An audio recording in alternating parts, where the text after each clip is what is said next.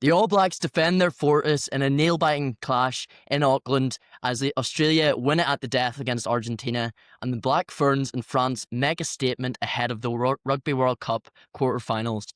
Welcome back to the Ruck and Roll Show. This is episode 10 of season 3.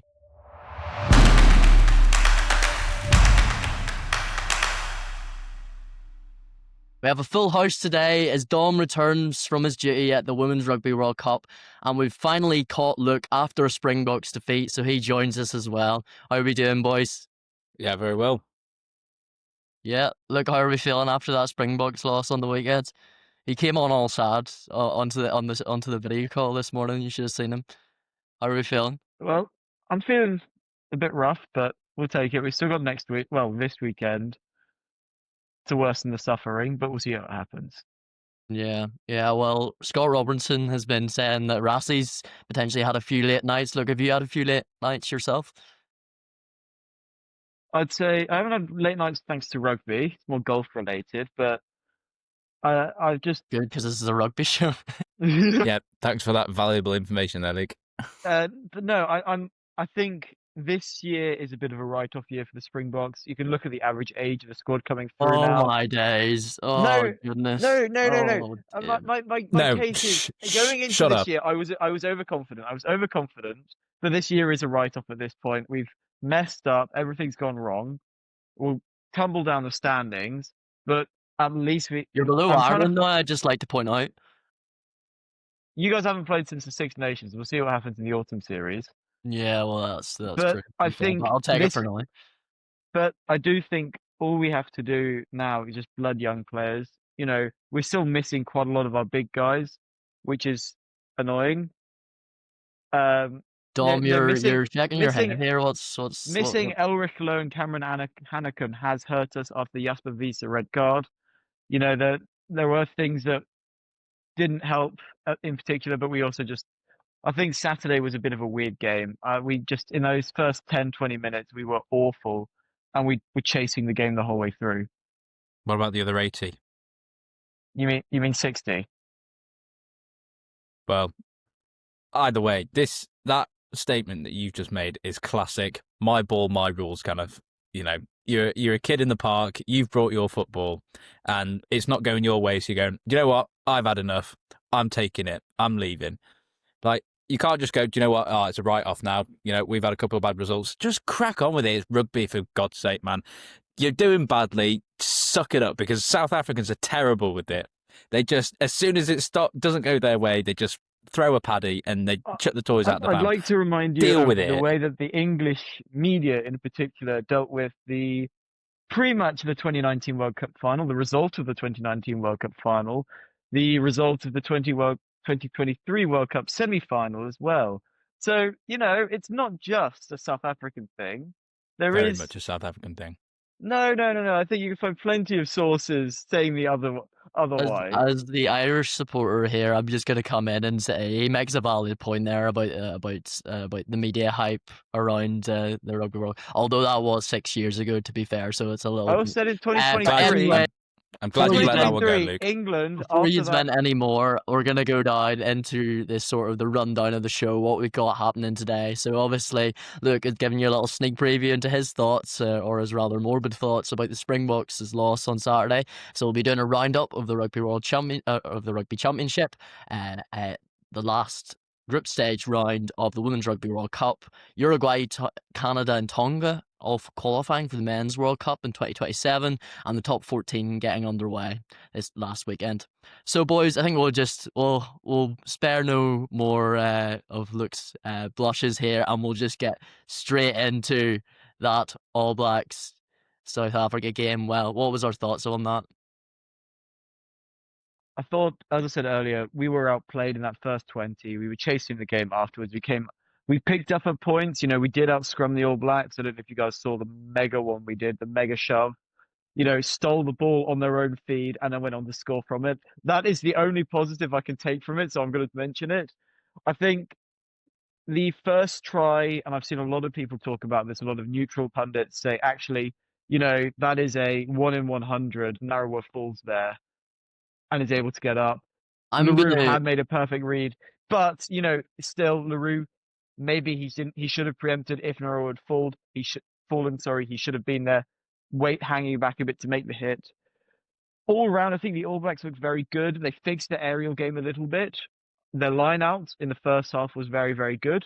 I think Malcolm Martins is getting quite tired now, especially for line out throwing. I thought there were elements to which New Zealand had very good discipline in that first 20 when they were on top.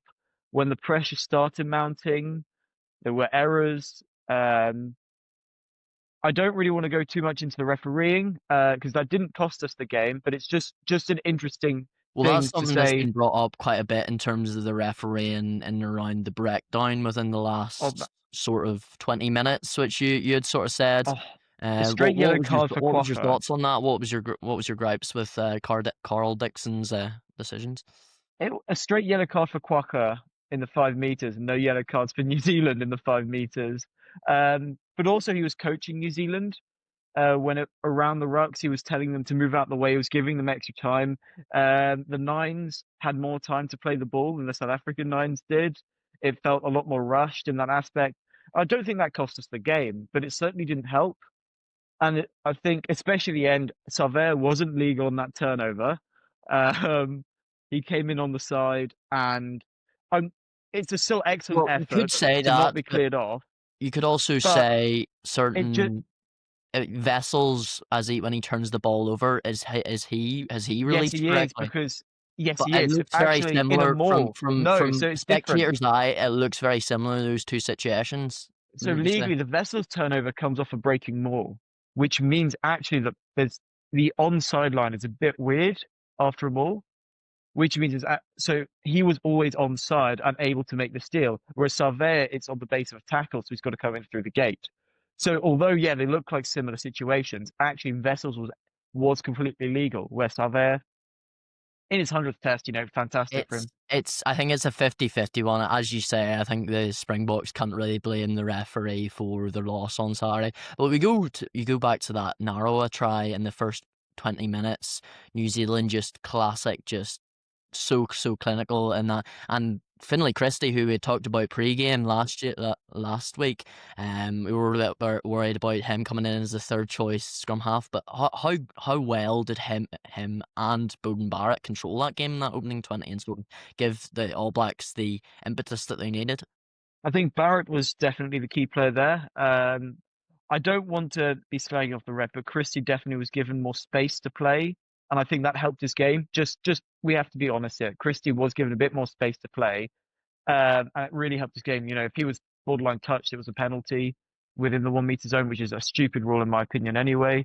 Williams didn't get the same fate, I thought. But Barrett himself was marshalling the game excellently. He is one of the best tens in the world. He has been for the past few years. And people still write him off. It was really, really interesting to see how he played in that 10 jersey again. I actually think he will probably start there again this weekend for the All Blacks. You would think so, given starting the last sort of 3 tests in the Rugby Championship. But we talk about those 2 first tries, and I'll ask you both this question. Coming off first phase, off the line out on both, obviously the first one was a crossfield kick. Can Willie LaRue and then Cheslin Colby following up do any more to prevent that first try? Colby could do more. Yeah, Colby got sent to the shops. That was quite embarrassing. I don't know why he didn't commit. 9 out of 10 times he commits, and then on this one he just doesn't. It doesn't make sense. Well, I think he's trying to go for he's anticipating an inside ball from Narawa, but Narawa There's just a guy never. behind him. Yeah, Rule well, 1, always that's make the the thing. It was tackle. a bit of a misread because he was the last defender then, so he had to make the chop and hope someone else inside got him. So, what do you think? Someone was right behind him, so he should have made the hit. Yeah. And then that second try, sort of coming off the line out, sort of the inside, the identification of space by the All Blacks. They've clearly seen sort of gaps in the Wallabies or the Springboks defence in previous games. What do you think's gone wrong? Sort of with it sort of seemed quite easy the way they were able to find Will Jordan on the inside and burst through. What do you think went wrong there from your perspectives? It's like a move they did in the World Cup. I don't know if you remember it, Dom. They used it against Ireland from about 40 meters out to give Will Jordan a break. Reminded me exactly of that. It's that short snipe. I'm just saying that's where I remember it from. It Yeah. looked like the Oh, I exact could same remember it move. quite vividly as well, actually. It's the same sort of move, and it just looks like South Africa didn't have a short side defender in position. They weren't really expecting anything. It it felt like they weren't expecting any All Black style rugby. It was weird. There Do was you think just it no was? defense Do ready. you think it was a structural problem, or was it Malcolm Marks maybe could have done better on the hit? I think it's a bit of both. I think South Africa are missing Jean Nienaber. I think they are greatly. They need him back in the fold. Yeah. What do you think, Dom? What do you think went wrong for South Africa in that opening 20? I think I think throughout the game, defense was poor. Really soft shoulders, really soft tackling. Like there was just no intensity in defense. Just kind of letting New Zealand walk through them. But also, I think New Zealand were doing the absolute basics right. And I said this in a couple of weeks ago that South Africa have overcomplicated it sometimes. These line out lifts in the middle of the park, that's got to stop. Razi's trying to get too creative, and you can go beyond the ridiculous, and he has. But yeah, New Zealand just absolutely. There was nothing too fancy that was like coming out the back or anything like that. I think it was the third try. Literally, just was hands. It was hands. It was off the base, hands down, two basses in, and again soft shoulders from South Africa. But I don't know what's. I mean, Luke, you'll obviously have a better idea of what's going on behind the scenes. But just on face value, I think maybe there's a couple of key players missing. But this is not a South Africa side that we've seen as of late. They were very dominant in the warm ups to the Rugby Championship when they played Italy and Georgia. I don't think they were. Well, you absolutely demolished them. No, the score line doesn't reflect how we played in those warm ups. I promise you. Well, he was practicing the lineouts in the middle of the park then, so it was probably quite obvious how the tournament was going to play out, considering that's how he was. We got mauled practice. 20 meters and conceded. That's Well, that. But even so, if that's how he was wanting to play his warm up games against, some of the best oppositions in the world right now, then more fool him for not trying to take them more seriously and actually go through regular face play. Oh, no, you're completely right. I think we looked a bit lost at points. I do think there were a couple of plays that actually did play quite well. I thought Pollard had a great game tactically. The 50-22 on a quick turn was amazing. Grant Williams, it felt like he was targeted at points. And I know it says conspiracy. I just felt like he took a head knock from Finley Christie. I don't know if you guys saw it in the early stages of the second half and had to come off. He was pretty much ragdolled quite badly, high tackle. It was eventually given as a penalty. But actually, Keenan Moody stepped up. I think he's the one player I'd like to talk about, is that from last week against the Wallabies, where he was quite weak, he actually made dominant tackles. He got involved. He was there and he was prominent. And I think there are signs of improvement from that Springbok squad, but we still just weren't good enough on the day. And it's going to be interesting to see how different the new squad is actually, that was released on Monday, is compared to the team that was rightfully beaten on Saturday. Well, there'll be 7 changes in that squad that has been named by Rassi, which we'll go into later when we talk about this week's game. But what do you think was the key? This, as much as we criticise them, they did come back into the game in that second half, and they did take New Zealand right to the wire, and it looked like if it had gone on, it's easy to say this, but if it had gone on another 10 minutes, it would have been interesting to see how it would have ended up. But what do you think was the key for them sort of getting back into that game in the second half, where they go over for that Malcolm Marks try, and sort of the periods, I guess, in the third quarter where they were probably sort of coming on top a wee bit more? Playing traditional Bok rugby, hard, fast, aggressive, front, forward led, making meters, pushing up the middle type brutal rugby, really.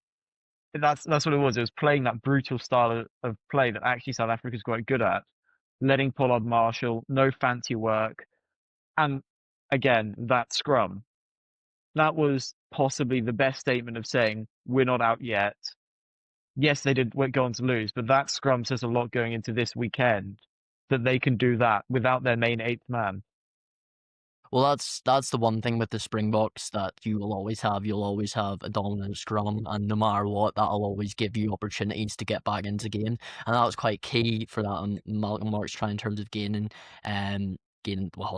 just basically millered their scrum in the 22 and then just went off that, and it was the power game to send Malcolm Marks over. But then you go back down the other end of the pitch, and do they have to play more smartly there? After they score that try, in terms of, right, we've got a foothold, let's get back in this game, let's really apply the pressure. What do you think went wrong from between that Marks try to Quintupaya crashing over and potentially putting the game out of reach of winning in the sort of the 15 minutes to go?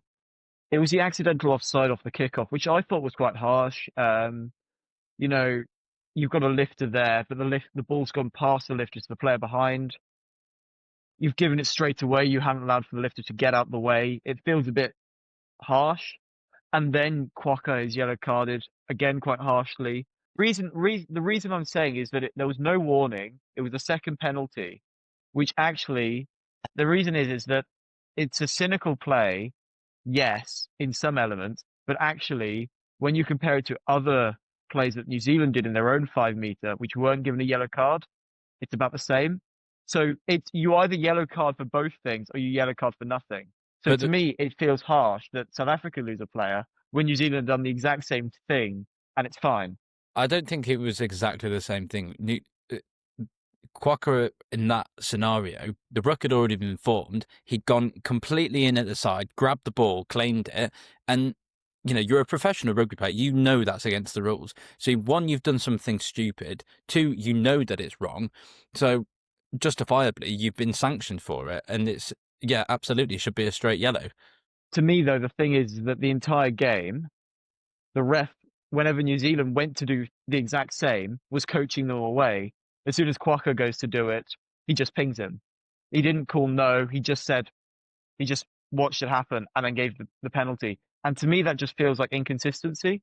But it was in a scenario where New Zealand were gathering momentum, and he's just tried to kill it. South Africa had the same. They were gathering momentum, and they got killed. And the ref played. Ardie Savea, but also in about Ardie Savea's was completely legal. It was not. He was offside coming. No, Ardie Savea came in. It was around the side. I've rewatched that so many. In the last 5 minutes. Yeah, he was illegal in that. It was an illegal steal because he's around the side, and also there's a clear off the ball that the TMO didn't pick up. There was a clearance off the ball, but also in the channel there, I can't remember how many I counted. New Zealand were putting their hands into the rucks, getting on the ball, stopping the 9 from passing it away. But the ref was just letting them do it and saying, no, you can't do that, rather than.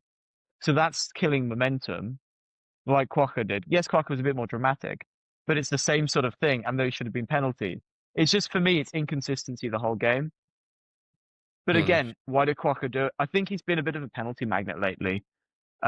He should really be on the bench rather than starting. I think when he came on for Khaleesi, I don't know what happened. He just went a bit mad.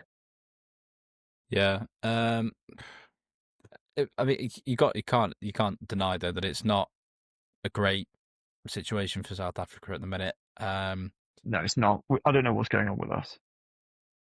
Do you think it is an element of overcomplication? Yeah, I think they're trying to play too much of a New Zealand style game. I think they're losing that touch of traditional Springbok rugby of let's just murder him, let's just get up, get hard. I think the Rossi, like the Maul thing, I don't know why he tried the line. I know why he tried the line out Maul because technically it brings play. If you set it at the right time, all the guys that intervene to try and surround it are illegal instantly. If you set it perfectly, but it requires the most perfect timing. It's as soon as the lifter comes down, you've got to be set. But they weren't, which is when New Zealand got the steal. It's that sort of, I can see why, but it's just taking that fine. If they wanted to do something like that, should do what they did, like the move in the World Cup final in 2019. That's the sort of thing they should do because that doesn't require the lift. That's a lot easier to set. And I think, I don't know, I'm just a bit concerned at the moment that we've got too many old guys. But then if I look at the squad, there's so many younger players coming through that just need time. I feel Ethan Hooker, he's probably my favourite player at the moment. He's coming through and he's actually quite good. I think Sasha's making his way through. Edward van der Merwe is making his way through. There's a lot of young guys who are impressing themselves now. It's just going to take some time and it's going to take teething issues. And this weekend was a result of all those teething issues. So going through all that, boys, well, what are we thinking for the result next week, and how do you think both teams are going to perform? I think it's going to be another New Zealand victory. I think, you're only winning one of your 3 opening games. It's going to, mentally more than anything, it's going to be tough to overcome again, especially when you're away in New Zealand, like, incredible nation for their rugby. And with the missing players that South Africa have got, I don't know whether they're going to be able to rectify the errors in time. Not to say that they won't still put up a good fight, but it's like you were saying, they need to go back to basics. They need to go back to South African rugby rather than trying to match and play New Zealand rugby.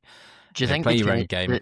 Do you think the 7 changes they've made with Ngomazulu coming in at 10, Ryan Atkin at 9, just a couple of Vita coming in, and Diager coming in the pack? Do you think that is what is going to have the desired effect for that? I don't think it's the. The backline probably did need some work because obviously I said earlier that D wasn't up to standard. However, I feel like changing your 9-10 combo is a bit bizarre up against a big opposition like that. That was the 9-10 that played when we were coming back, when we scored tries. That was the 9 and 10 combo. It was, yeah. But I don't know. I just feel like when you're playing New Zealand, you almost need to start with, consistency. You need to start with 2 players who are just going to absolutely, or have the ability to boss the midfield. And Luke, what do you think is going to happen in this game in Wellington on the weekend? I think Wellington's an interesting one because New Zealand's record over the past few years hasn't been great. But looking at the box squad, Willems from Moody as a centre partnership is certainly interesting, to say the least. What do you think they're trying to do there? Is that just like a second receiver type thing, or what do you think the plan is there? Willems plays 12 for the Stormers, which I've never agreed with. I've always thought he should have been the starting fullback for the Stormers. But actually having Willems and Fussy on the side means we've got more passing options. Yes, it's a second receiver, but also actually if Ngomazulu needs to drop back for the kicking game to improve, then we do have a different first receiver in place. Interestingly, Hooker gets his first start, one of my favourite upcoming players. I think Diacha coming in is also a big statement. No, Ebenezer is a massive statement. The only disagreement in the selection I have is with Marnie Lebok. I think Pollard should be on the bench, but there might be an injury reason for this. Also interesting having Marnus van der Merwe and Jan Hendrik Wessels on the bench. That's 2 hooker cover options in the front row on the bench. But we don't know what the New Zealand squad is going to be. I imagine it to be similar to last weekend. I am going to be 906. Well, no Narawa, thankfully for you, because you'll be having nightmares about him after last week. He's out injured, and then Cody Taylor also is out for this one, so that's the 2. I'm expecting All Blacks by 3, I think. Blacks by 3? Wow, I think is that the first time you've ever predicted a New Zealand, or rather a Springboks defeat on this show? Yes. There we go. Well, you've heard it here first, guys. All Blacks by 3, according to Luke. Well, for this one, I was going to bring in that point about Wellington being not so happy not hunting ground, but home ground for the All Blacks, having lost to Argentina, and the Springboks, I believe, fairly recently, and the Lions, I remember, many years ago. So for me in this one, I can see. I don't know. I don't really. Not a huge fan of the changes you've made, and to be honest. But yeah, I think I'm gonna agree with you there. I think all Blacks by 5. I think Razor Robinson might just have yous on this one, and that would put them in pole position for the Rugby Championship, and a Rugby Championship which has been incredibly hotly contested, and that moves us on very nicely to our next match, which on the weekend where Australia won it 6 minutes into added time. 28-24. Angus Bell, who's coming to Ulster, I'd like to point out, in a couple of months' time, crashing over for the Wallabies to get themselves the bonus point win. Boys, what do we make of this game between Argentina and Australia? That's one of the best games of rugby I've watched in a while. Honestly, that was so entertaining. So entertaining. I think scrums were brilliant from both sides. It was fast paced. Nick White was unbelievable in that first half. That little try. Harry Wilson might actually be one of the best eights in the world right now. I think the only people that I could probably tip him right now is Artie Surveyor and Matera. But the three of them in a back row would actually be pretty naughty. But getting sidetracked, unbelievable game. Australia, they fought back unbelievably well. Argentina is still such a joy to watch. It just great game. I'm so excited for this weekend. Sorry. It was vintage of Argentina in that first half, wasn't it? With those two strike plays, absolutely lovely hands. The first one, lovely line break by Chocobares, who's able to link out to the wingers. Classic Argentina strike play. Garcia was just an absolute live wire in that first half, especially on that second try. The hands, just like the basketball pass from Santi Carreras inside after the interplay, was just absolutely beautiful. Where do you think Argentina sort of had the Wallabies in that first half, where they sort of went in 21-7 to the goods? Where do you think they really exposed them?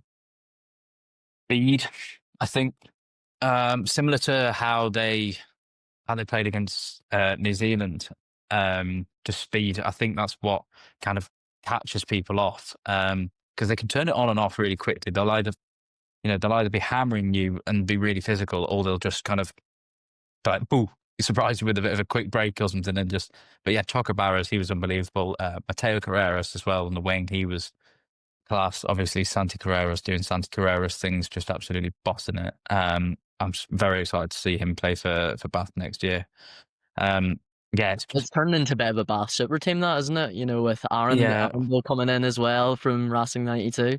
That's a very exciting team to watch. I'm sure me and Luke will definitely be down to try and get down that part of the country. Yeah, we will. I mean, if I may, I think Argentina were mental in that first half, but to be a bit cynical here, actually what said a lot was Australia's strength in the second half, but also Argentina just lacking that edge at the end and lacking the discipline that could have closed them out the game. I don't know how many penalties they conceded in that last sort of dead time, and that really did cost them. Well, it went on forever, didn't it? It went on for so Australia got themselves back into the game with Swally scoring 2, and you speak about that discipline. You got I think it was Carreras that got sin-binned before that second Swally try, which would buy the game. Swally, what a game from him, by the way. He's sort of really establishing himself as one of the best 13s, really. I think that game was definitely a defining moment for him, because throughout this summer he's been very quiet. Like, it's never been like, whoa, look at Swally go. Like, he had maybe the second test against the Lions, but this one it was like, wow, look at this guy play. Like, a lot of his highlight reels would be based on that performance. So yeah, he was really magic. Yeah. And do you think, Luke was speaking about the ill discipline from Argentina, do you think it was more the ill discipline of Argentina or the Wallabies' impact really from the bench, with all those powerful forwards coming on, that really impacted the game more? I think it was a bit of both. Just because they got a powerful pack on doesn't mean you stand offside when you're setting to defend. It's those sort of things. It's the small mistakes that I think cost them at the end. I felt for Argentina. They almost deserved the win, but Australia are really bringing themselves into it. And I think their bench, their pressure, their weight, they are becoming more physical. They're becoming more imposing, and it's quite exciting to see. Mm-hmm. Yeah. It is really you speak about the power, and then you talk about Harry Wilson, as Dom correctly alluded to, going for the win at the end there. Um, Penalty, could have easily kicked it over, took the draw, but he goes into the corner, and after penalty upon penalty, as Luke says, they finally get the win. I love the quote from Sean Maloney on Stan Sport commentary, where he said they go all in and hit the jackpot, and that was exactly what they did.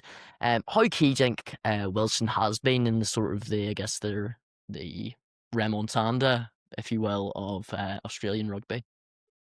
Massive. First of all, great word. Yeah, I thought you might have one. Second of all, imperative. I think he has been the driving force for their shift. I think it was a very almost behind the scenes player, kind of doing the dirty work here and there, obviously, like as an 8 does. But this back end of the Lions and these opening games in the Rugby Championship, he's really just demonstrating what he's about. And again, joy to watch. His decision making, his leadership, all top notch. And I think he's really got a bright future ahead of him with this Australia team. Credit to Harry Wilson, because he is up there as with one of the best, as I say. He's a very measured captain. He does talk to the referees, very polite. I think as a leader, he stands out because of the way he seems to be a bit softer. He's not as as vocal as we saw in the Lions series with the Itoje compared to him. Those captaining styles, just to compare them, Itoje is a very vocal, sort of strongman captain, getting up and really, almost shouting the calls. Wilson seems to be a bit softer, but actually it seems to be really instilling that pride into Australia. And I think he is almost the engine behind that side. Joe Schmidt has been a fantastic coach, getting this Australian team going, but having this sort of captain in the team really, really is pushing them that extra meter further when they really need it. Absolutely, and that really did lead them to victory. That sort of the guts to really go for the win there and really put themselves into the position where now they look towards next week, in Sydney at the Allianz Arena, sold out Allianz Arena, or Allianz Stadium rather, in Sydney, and we look towards that game, and we now think if Australia can get a win here, they go into that Bledisloe Cup. And it is really a shutout between them and New Zealand, especially if New Zealand get a positive result against Springboks this weekend. How do you think the Wallabies can sort of develop into this weekend in their progress? When you look at the 10 options that they're going to have, I think the Tane Edmed of the Waratahs is potentially going to come in replace of Tom Lina, who has some injury issues. How do you think they can develop their game based on those changes? Yeah, I think going into the next game, Australia, they need to win by the first 60. I think it's a bit of a silly statement, I know, but what they need to do is they need to be really confident to go and take on the All Blacks. And part of that is not winning in dead time. As dramatic and as encouraging it might be, when you face the All Blacks, as we saw with the Springboks, matching them in that final few minutes and when the hoot is gone is just another level of difficult. So I think Australia really need to push hard in front of a sellout crowd, which is amazing to see. If this is a dead Australian rugby, I'm excited to see what live Australian rugby looks like. This really is going to be an absolute monumental test so that we can see where they are. But honestly, all credit to Joe Schmidt, because I do think this is an Aussie team that could beat the current All Black side. Wow, that's a big statement right there. So you're fancying the Australians then? Yeah. By how many points? I'd say Aussies are going to win by about 5. I think it'll be Nice tight enough again. it'll be tight enough that it keeps you interested. Do you think, just before we move on to Dom's thoughts on this one, do you think Argentina can... What do you think they need to do differently in terms of maybe getting a lead and holding on to it? How would you manage the game if you were Felipe Contapone in this one? Discipline. Just the whole thing I'd be doing this week is hammering discipline into my boys. I would be saying quite a few words at them, making a lot of complaints at them, because they just need to pick up their discipline, because that is something they've been losing. And that will have an effect. They need to really show that that if they can keep on side, if they can keep their heads cool, they can beat Australia. But at the moment, playing like that at the end of the game where they're panicking almost, it's going to cost them. And Dom, the same question to you in terms of Australia, what they need to do this week to sort of, I guess, as Luke says, make life a little bit more comfortable for themselves heading into the Bledisloe, and conversely for Argentina, what they need to do to make life as difficult as possible for the Wallabies again and close out the game this time. For the Wallabies or for Argentina? For both, what do you think the game plan is? I don't think the game plan. I think it's obviously it would be silly to change the game plan so dramatically before, playing that same opposition that you've just had. I think it's got to be little tweaks here and there. I'd like to see more from the Australian wide players. I feel like Jorgensen he didn't get as much of an opportunity as he has in previous games. And I think that's where they've really been dangerous, Australia, is releasing him and just showing them what he can do, because he's, as highlighted against the Lions, he was very, very dangerous, scoring in every game. And I think he'd scored in the previous two Rugby Championship games as well. So I think he's clearly, those wide areas are very key for them. But I think for Argentina, again, it's not going to be much that's got to change. I think it's just discipline when it's in those final 20 minutes, making sure that, the players that are coming on are maintaining that, essentially. So I think it's not going to be massive changes that we're going to see, but I think result-wise, it will sway in the favour of Argentina this week. I think they did it against New Zealand. They have a game, they go, right, we know how they're going to play. Now let's change it to how we can beat them. And I think they'll do the same again. It will be very close again, I think. Because obviously, had Australia not capitalised on the chance at the end, it wouldn't be a victory. So I think they got quite fortunate in the end, Australia. I think Argentina on the whole played a better game, but second half they just didn't show up. But I'm going to say Argentina to win by 6. Wow. There you go. Well, you've got two opposing predictions there. Myself, I think you're right, Dom, in terms of getting Jorgensen on the ball, Corey Toyle, two very athletic wingers. Chances, just maybe something they needed to do a little bit more, because it was so they ran it so tight at the end.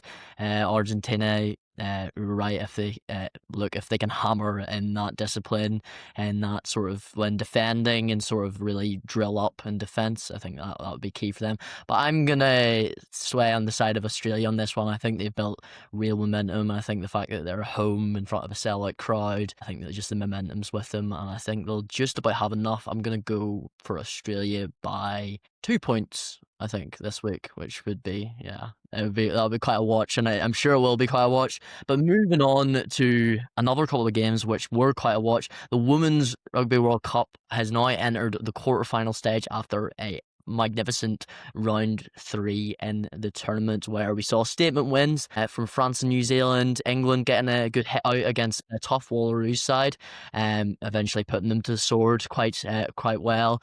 Fiji shocking Wales. That's possibly the result of the weekend, and all the emotions around that. Saw their captain crying after the game, just how much it meant to them. Scotland impressing despite losing to Canada, the world number 2 side. A couple of interesting players there on the wings there. I thought Lloyd and McGee for the Scottish, and obviously Canada being just the athletic, just monsters that they are, just overall in Scotland and certain points of that game. What do we make of the recent round of action in the Women's World Cup? I think we now know who our clear favourites are going into it. If it wasn't obvious enough, I think if I was to label them, my top 4 favourites are England, Canada, New Zealand, and France.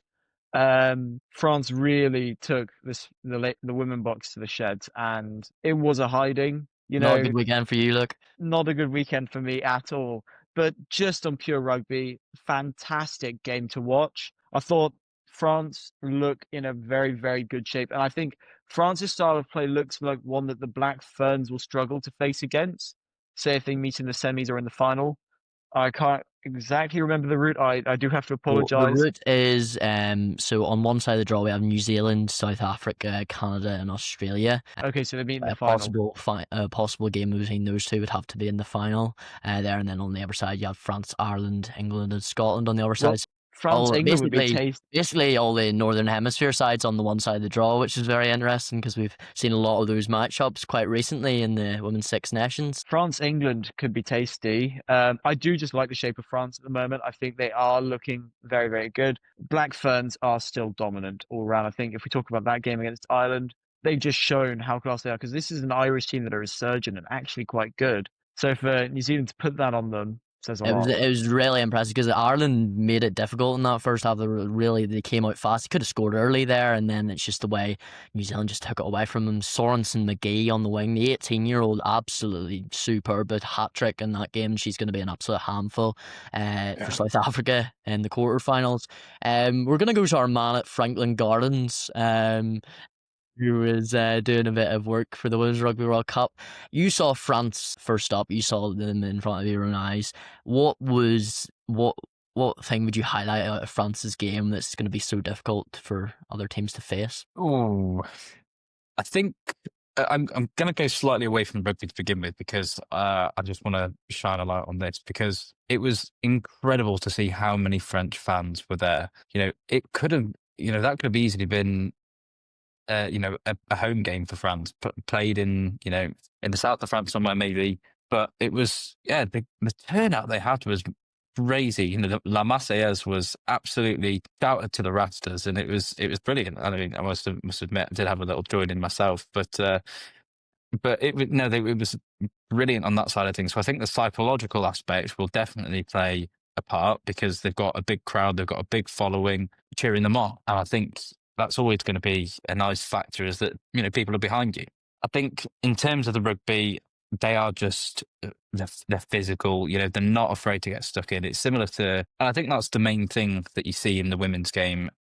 That sets apart your weaker sides to your better sides is the physicality that they bring, the no nonsense of, doing the basics right. As rugby is all about the basics. If you can pass and catch and tackle, you'll be fine. But then it's adding those extra bits of your physicality, your bit of speed, maybe a little bit of trickery here and there. It was like you say, Sorensen McGee when she was playing against Ireland, she was trying chip and chases all the time, and it's just those little things that make, like I say, they make your average side stand out from your better sides. So. Well, in terms France, of your physicality for the French, which was a key aspect in this game, hold on, let me get this Escudero. Escudero, that's the correct. You think I get that right? My last name's Gaston. Escudero. What do you make of her performance at number 8? Yeah, she was pivotal. I think no, she didn't get man of the match. It was the 9 who got man of the match. Yeah, she's great. I think I get physical. If you're wanting someone to lead from the front with the physicality, and it's your number 8, isn't it? Just always getting the ball, tuck it under the sweatshirt and just running at them and just doing that repeatedly. But I don't think anybody from France particularly had a bad game. But yeah, it's just it's the war in difference between the two sides as well that just kind of highlights how good they are and how well she played. But I must say as well, Bourdon. Bourdon Sanson at 9, yes. Yeah, she played very well and got man of the match, and spoke very well after the game, and knows that they didn't have the most perfect game, but they're destined to go on and get far in the tournament. So you don't try not to make too many comparisons with the men's game because it's the women's game in its own right, but you'd had to say Bourdon Sanson at 9 is quite like a general. Really, from that position, like Antoine Dupont for the men's side. How key do you think she'll be for France moving into the quarterfinals and harder games that they're going to have with respect, than South Africa? I think it's really is having a general who can lead you from the front like she can is absolutely imperative because it's not just marshalling your players, getting them in the right position. In a game where the kicking game is very different to the men's, is often a bit more varied. Distances are very different as well. I think we're seeing her at 9 is she's very good at keeping her troops in order, but also bringing them up when she needs to and really marshalling them and getting stuck in. Having a leader who really gets, rather than just getting under opposition's faces and getting aggressive, it's more keeping your own players to the highest standard. I think that's what gives France an extra edge. And yes, you're completely right. She reminds us of Dupont, also a bit like Baptiste Seron in her, I think, who I also think is a very underrated French nine anyway. What aspects of her game do you think are like Sarah? She's fast, she's creative. Her rugby brain's incredible. That's the same as Dupont. I just think, I don't know, she's just got that French flair that we come to see. And I do think, if I might add, there is very much clear rugby DNA across both the men and women's games with certain countries. And to me, you see it with France the clearest. Yeah. I just think they have I know as you said earlier, Adam, the game is so different between men and women's, but there is an element of the French flair that exists so proudly between the two sides. And when you speak of DNA in rugby, a clear emphasis on DNA is in Fijian rugby. So we'll move into that one. Now, these are two sides that aren't going to be making the quarterfinal. They haven't made the quarterfinals, obviously, but you'd have to say Fiji 28, Wales 25 was the round it was the game of the round, really, wasn't it? What do you make of Fiji's performance in shock in Wales, and where do you think the state of Welsh rugby is, having finished bottom? I mean, I think it says a lot. Before we go into wider WRU, which is like something we really need to talk about, Fiji is a small island with a population of around, I think it's about 270,000 people.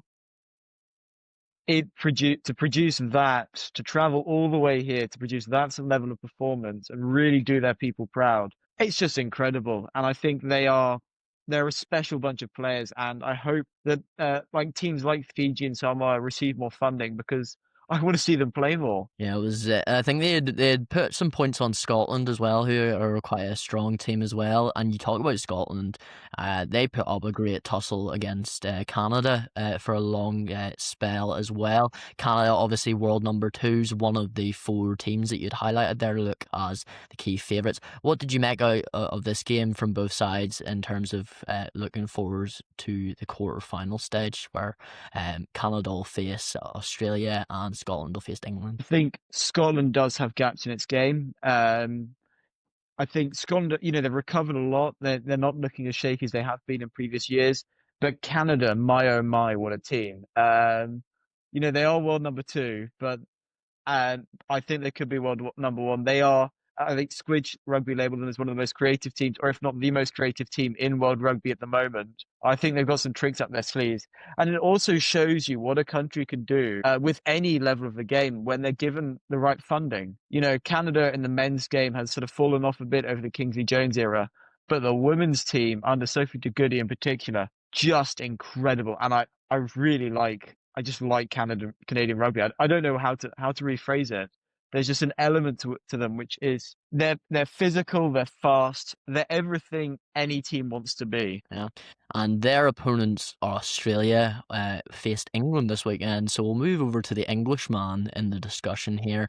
What did you make of the action that you saw at the Amex with England winning 47-7, and how this sets them up going into the knockout phase? I think comparing it to the team that they had out against who's it the week before, against Samoa, obviously a highly weakened squad, but nonetheless a great performance. It was a bit touch and go at the start with Australia taking the lead early on, but that was just a little blip, clearly, because they absolutely demolished them after that. Second half especially, it was really great to watch.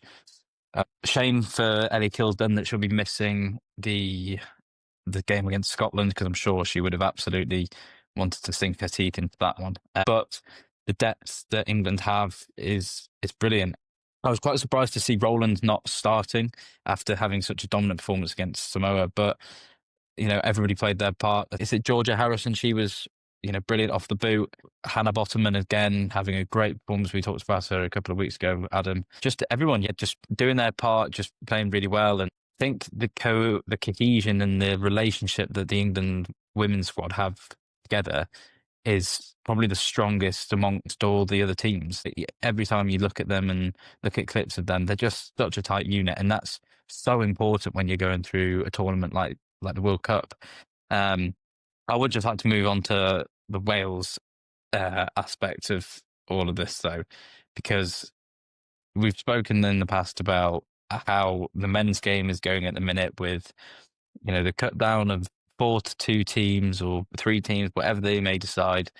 But I think, and this is going to be a very, very unpopular opinion, but I think the WRU needs to cut some of the funding from the women's game, because for a professional outfit to be getting beaten like that against an amateur side is quite frankly embarrassing. If you're having issues so different, if you're having such major issues with your men's side, it was meant to be, the defining fact, the pinnacle of your rugby country, in a nation where rugby is the life and beating heart of the nation, then sort out the money, because it's clearly being spent in the wrong places.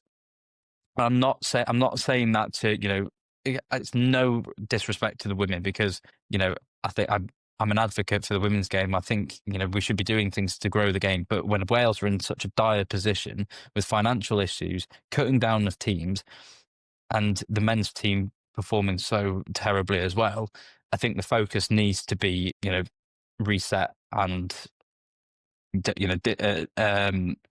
split more appropriately. No, I think, Dom, you're absolutely right with the state Wales rugby's in. I mean, if we look at what's happened recently with how WRU is managed, the Welsh Rugby Players Association just put out saying they don't support the cut from 4 teams. They want the 4 regions at the very least. But also, this might be my controversial take, 3 English people should not be running the Welsh Rugby Union. It should be run by 3 Welsh people who live the sport, who breathe the sport. Abby Tierney, if I'm wrong, correct me on this, but she worked in the post office, high up during the Horizon scandal. Now, to me, someone who worked in the post office or government sector doesn't really have knowledge on rugby, but is then making the calls on it. And I think the ineptitude we're seeing from those at the top that are harming the game at the lower levels, it's so corrupt, because they want to bring all the teams under their fold rather than letting the teams thrive on their own independently, having sponsor choices to themselves. And I think actually having that independence could keep the regions alive. But we are just seeing such mismanagement that is going to kill the game in Wales if there isn't a change sharp. And I would love to see someone like Sam Warburton or even Alwyn Jones take over and step up and say, But would you listen, say that those two have the bit, I get your point, and this is a wee bit of a divulge when we're going away off on to all Wales's problems. Would you not say that bringing in 2 just ex players, who don't maybe have the business acumen, because that is a part of it at the end of the day. We need people that know rugby as well. Do you not think that it would be better to have sort of like a balance between the 2 of those, rather than just bringing in flat out Alwyn Jones and Sam Warburton in for people like Abby Tierney and I think, no, you're right. We need a balance, but I actually think that we need to find a Welsh business person who can do the job. This isn't a thing of, oh, Welsh English. It's actually a thing of, it's someone who will relate more to it. It's someone who will care more. I don't mean this in a harsh way, but when you've grown up always supporting that team, you've always had that affiliation, I just feel like you understand the issues a little bit more. To me, there's a bit of dissociation, and actually I know we put it on the Twitter, the survey they handed out online was laughable, the questions. They really treated their own fan base like little children rather than in a mature manner.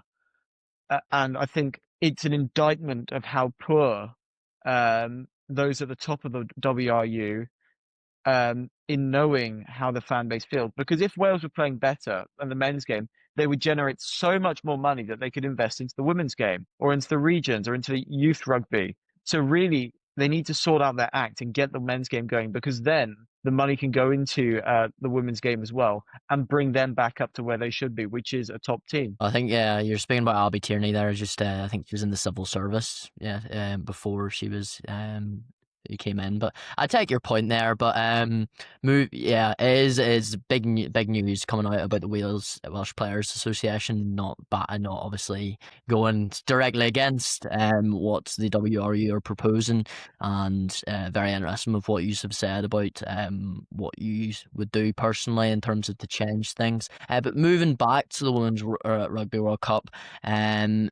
in terms of Australia in this game, where they put up a good fight in that first half in terms of they only went in 19-7, which is quite a feat for any side facing the Red Roses, who are as dominant as they are. Well, how do you reckon they'll get on against Canada in the quarterfinals, and what did you make of their performance? I think their performance against England says a lot. There's a lot of spirit in them. There's a lot of fight.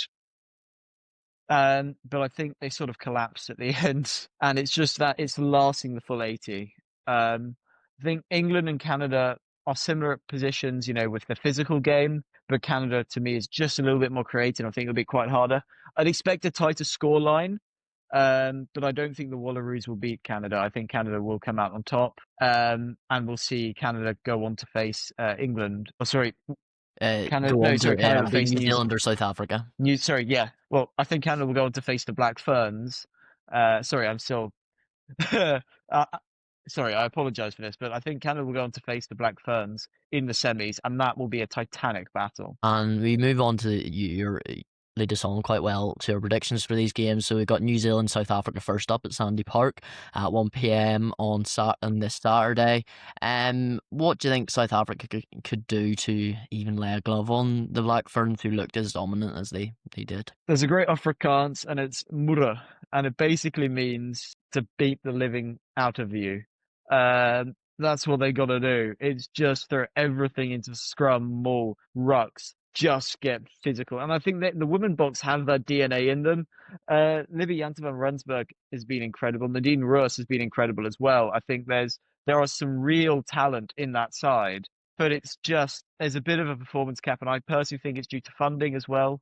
South Africa's, a more amateur side compared to the likes of New Zealand in particular. Without that funding, Suisse de Bruyne has done a great job, but in order to really have an impact, it's just absolute physicality and really trying to get up front, because then you might make meters or get penalty. And play smart. Take 3 rather than gamble at 7 when you can. You both fancy the Black Ferns, I suppose, for this one? Yeah, absolutely. They'll absolutely spank them. I say Black Ferns by at least 30. Black Ferns by at least 30. Yeah, it'll be. I think Black Ferns, Canada will whitewash Australia. Probably France, by Ireland. Can we see? Luke was sniffing an upset last week. Do you think France, Ireland? We could maybe see Ireland doing something, given how close they ran them in the Six Nations. No, I think France will be dominant. France on song. And then England, Scotland. Are we? Any Backing the girls? England will win that. I think. Okay. I think it's the top 4 will be going into the semis. I tend to agree with you. I think probably when you look at those 4 quarterfinals, it's probably the quarterfinals we were expecting, and it's probably going to be the semi-finals we are expecting as well. I think the only possible upset we could have, and this is not me being biased, I just think it's the sort of the gap between France and Ireland is less than the gap between the rest of the other teams. It is a quarterfinal though. Yeah, well, they haven't, as you correctly pointed out to me last week. Ireland women have made a semi-final of a World Cup, so that's not so much an issue for them really. But yeah, I think we will see that, and then that would obviously leave us New Zealand, Canada, France, England, 2 very tasty games there, moving on to the semi-final stage, but we shall see what happens. Potentially we see an upset, but we will redress that next week. But moving on to a couple of last things that we need to talk about. Obviously we've touched on the sort of Welsh Players Association coming out against the WRU proposals, but a couple of other big news in the world of rugby is that Uruguay, Tonga and Canada have all qualified for the Men's Rugby World Cup in Australia in 2027. Uruguay, who have obviously had some recent fairly good pedigree in the Rugby World Cup, and for the size of the rugby nation that they are, putting on a good fight against France. What do we expect from these 3 sides, Dom, is effectively the point we're going to make? I think with Uruguay, they'll be they've had a couple of years in the World Cup before, and it's always been exciting when they've played. They've always been a bit of a similar outfit to Argentina, but obviously Argentina now have stepped away from that and are playing some of the best rugby we've seen them play ever. So I think Uruguay, there's still obviously a big gap between where they're sitting and where Uruguay is sitting, but I think it'll be exciting nonetheless. I love a bit of South American rugby. I think they were deservedly through in comparison to Chile. Chile didn't have the best tournament when back in France a couple of years ago, but I think it'd be great to see Uruguay. Tonga again, always a great outfit to see there. They've produced some top quality players that we've seen play in England and at a top level.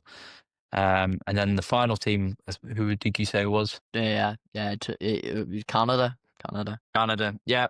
Again, it goes on from Luke's point, talking about how the women are doing so well, and it's probably time that the men should feel they should step up. Well, they missed out in 2023 on the World Cup, and obviously in 2019 they were in a very, very tough group with South Africa and New Zealand. So it'll be interesting to see how they do this time round. I will say Canada have now lost Kingsley Jones, finally. You're very happy about that, Luke, are you? He was the worst coach in the history of international rugby. If I put that blankly, he took a country that made quarterfinals of World Cups to not even qualifying. So for them to finally have a reliable coach that can get them to this level. I apologize, I don't know his name. I actually think it says a lot. Canada has rugby pedigree. It always has had historic rugby pedigree. And it's good to see that they're back and fighting nowadays at a higher standard and making it to the World Cup. It's good. I like Tonga. I've always had a soft spot for the islands. And it's good to see them back. It'd be interesting to see who qualifies at rep charge, if it's Samoa or America. Against the I think it's Paraguay and that Tonga team. Could they be potentially a side when you look at a couple of their internationals that have maybe gone off and played for New Zealand, or Charles Pietai, for example? It could potentially come and maybe cause an upset. They were in the group of death last time in 2023, and worked out they only lost by 17 points on average to the Ireland and South Africa and Scotland. So they ran these teams. Well, they didn't run these teams, but they put points on these teams. Could you see any potential upset coming from them? Yeah. I think if they're allocated into a decent group, I think they have a chance to really push a team. Like we saw Samoa did against England in the last World Cup. I think they could do a similar sort of thing, which would be lovely to see. I think the island teams over the last 10 years in particular have really been done down by World Rugby. And it would make a great statement to see an upset. What do you mean by they've been down by World Rugby? So if you look at how things have been set up, they're often given harsher punishments for similar incidents. So their players are often given 12-week bans on incidents where other players from other parts of the world have been given 6-week or even 4-week bans. We've seen players from the Pacific Islands just not receive enough funding, and their games being almost killed off at points, especially some of the COVID era. I think World Rugby looks at the Pacific Islands and hasn't really helped them out by there's no tours organised or allotted for them, and a lot of their players are poached. And this is a gripe. The French clubs will hire a lot of Pacific Islanders, but never release them during the international season, which means they can't represent that's an issue probably though for a lot of as we've seen with Australia as well as an issue. Yes, with Australia as well, but at least they're capped and at least they're given a few weeks off. This is a case where the French don't release them at any point in order to get them to play for France. We've seen that with a couple of the players. Try not to sort of digress too much, but do you also think, and on the other side of that argument, with the fact they've been able to sort of reselect a couple of sort of players that have gone on to play for New Zealand in recent years and different sides, that they've been able to bring those players back in has helped them? That has irredeemably helped. That has helped them, and you're absolutely right. I am focusing on the negatives there, and I apologise, but I think now is the time for the Pacific Islands to have a chance to really stand up. The one thing I will say, this is a World Cup where they have more home fans. They've always been a team that teams that don't really have travelling support, because unfortunately the population on their islands, unless it's in the United Kingdom where they have a lot of people who are in the military, like with Fijians, we see them turn out from like Colchester Barracks.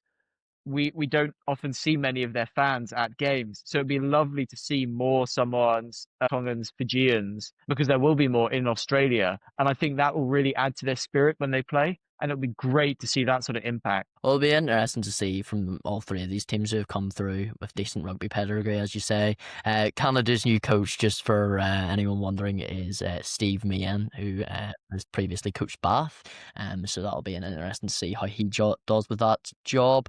But moving on to the French league, which we had sort of touched on there, in terms of players sort of being released and the like of that. We've had the first round of the top 14 this weekend, and it has gone off with a banger. A couple of results here. Stade Francais have beat Montauban 47-24. Montauban, I believe, are a newly promoted side to the league. They're a tiny town. They're tiny, yeah. Really good to see some new teams in that side in this league. And Bayonne have beat Perpignan 26-19. Bayonne beat Racing 92 32-7. Extra were beaten by newly qualified for the Champions Cup team in Pau. So that was a very tight result, 17-15. Toulon put Montpellier to the sword, 27-17. Bordeaux got their paying off to a victory, 23-18 versus La Rochelle, very tight game. And Toulouse started their defence off with a 34-24 win. So looking at those results, just glancing, what do we reckon is going to happen in the top 14 this season? Who do we fancy to really go the distance? Toulouse. Without wanting to, bang the old drum again, Toulouse, Bordeaux, just they are two of the best club teams in the world. It's nice to see Montauban putting up a fight. It's a small club team that have made their way through the French rankings, which is, awesome to see, almost a hero journey for them. I think the top 14, it's one of those weird leagues where you'll see like Toulouse win by 61 week and then scrape a win by 3 the next against a similar opposition. It's a very intense league. I'd say it's probably the most intense league, really. It is. Certainly to me, Northern Hemisphere. It's one of the best leagues to watch in the world, by far. I think it's an incredible piece of entertainment, and its popularity in France in particular is, obviously because it's in France, is massive. I think La Rochelle have sold out almost every crowd for how long now? We are seeing a league here that it's a spectacle each time we watch it. Well, it all comes back to that top 14 final last year where we have that sort of last minute penalty to draw the game and take it to extra time, and just the drama of all that in the Stade de France, and that just sort of shows the quality and the entertainment in that league. Dom, who do you fancy? Are sort of along the similar lines with Toulouse and Bordeaux? Yeah, I think Bordeaux will definitely be strong again. They brought in the players from Sale, who was brilliant all of last season. Yeah, sorry, my pronunciation is not perfect. Cameron Waukee as well, into the back row as well. So that's 2 big signings for them. Lost Pete Samu, is that going to be an issue for them, do you think? Could be, but he was getting old anyway. So they've brought in 2. I mean, Cameron Waukee, he's probably mid-20s, so he'll be a good replacement, I think. So I don't think there'll be massive gaps there that will cause too many issues. I actually also like the look of Bayonne, because they signed Gareth Anscombe from Gloucester, which was again a bit of a surprise, but he's kind of very. I feel like in rugby, similar to football, the goalkeeper can play much longer than any other player, and I feel like a fly half can play the same as long as any other player as well. So I think it's exciting to see him. I also think Herschel Yankees, I've probably butchered that again. Herschel Yankees, yeah. Yeah. I think he'll be So great. good we And have someone to just like correct any mispronunciation of a South African name, isn't it? yeah, It's great. It's funny though. It's not great spelling. I'll admit that. and also Rob Leota from the Waratahs. He joined Bayern this season. So yeah, three players there who could really add some value to the Bayern side. Who Manu Tuolangi playing out there as well. You've got your yeah. sort of 10-12 combination. Seeing him and Anscombe will be quite interesting to see. Yeah, it's I think you make a lot of really great points there with Bayonne. Is there anyone else you sort of fancy Toulon? Do you think they'll have another good year, Dom? Probably, yeah. I mean, Toulon are Toulon. Ever since they had the Johnny Wilkinson kind of Brian Habana mix up in their squad, they've always that's the super team kind of carried them forwards. But transfer wise, they've not done an awful lot. Obviously, Dan Bigger retired, so I mean, he didn't play an awful lot, but that's a loss, I guess. But no, I don't think they've done anything special really to make a claim to themselves. They brought in Brex, didn't they, from Italy? But I think when the rules came in about the French player cap for Toulon, well, for all the clubs in the top 14, I think it hampered Toulon most. They really built that sort of international massive club team, sort of like a Premier League team in England sort of style. And then all of a sudden they've got to have the majority of their squad being French. That then sort of messes up their plan quite entirely. I mean, even Dan Carter played for Racing 92. Wrong. I just like to say, when Dom was talking about Jean-Luc Duprier at Bordeaux is a massive signing. He's been a silent workhorse for Sale over the last 5 years in particular. You know, he's been really unlucky with either injuries or just not being available for selection for international rugby. So I'm hoping he has a good season at Bordeaux.